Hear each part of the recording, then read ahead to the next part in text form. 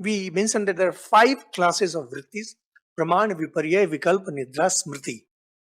Viparya is, the sutra defines it as Mithya Jnanam Tad Rupam Tad Rupa Pratishtham. Mithya Jnana is false knowledge, which is not established in real nature. Delusion, you can say, simple. Confusion. The best example that Vedanta uses and even Yoga uses, that you are going in darkness and there is something lying down, maybe a stick or maybe a rope, and you think that it's a snake. There's a reaction in your mind. You want to run away. You want to take precaution. But this is not right knowledge. Now, apparently, you will say that, well, is it so important? Yes, it is very important. We shall see why.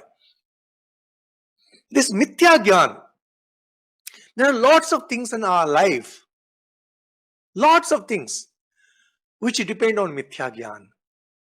And in fact, you will be surprised to see how this Mithya Gyan, Viparya, creates more waves and more ripples in our mind than actual Praman. Praman, that is right knowledge. We imagine things. We imagine things. When it comes to people, we just imagine things. In case of Viparya, what happens? There is some substratum, there is some base. And on that base, you build something which is not true. So the base is true. There is no questioning that. In the case of this rope and snake, rope is true. But the knowledge of snake, that's completely false. In fact, Vedanta builds on this. And Vedanta says that Brahman is true, pure consciousness is true, and the entire universe is like that snake. It's false. How do you know it? The way you know that it's not a snake. Because if you want to know it's not a snake, either you will call somebody or you will get light.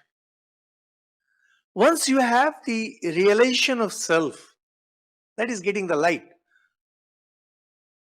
then you realize that the world does not exist. It's Brahman, it's Atman all the way.